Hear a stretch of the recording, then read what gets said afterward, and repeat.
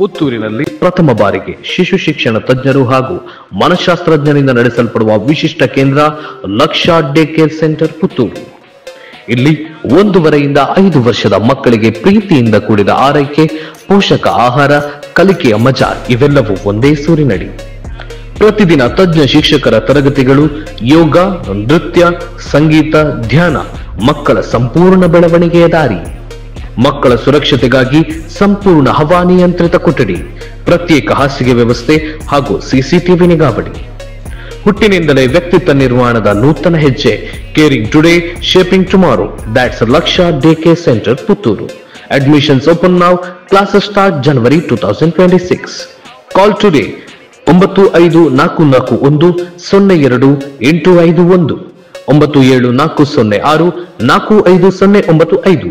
ನಿಮ್ಮ ಮಗುವಿನ ಲಕ್ಷ್ಯ ನಮ್ಮ ಲಕ್ಷ್ಯ.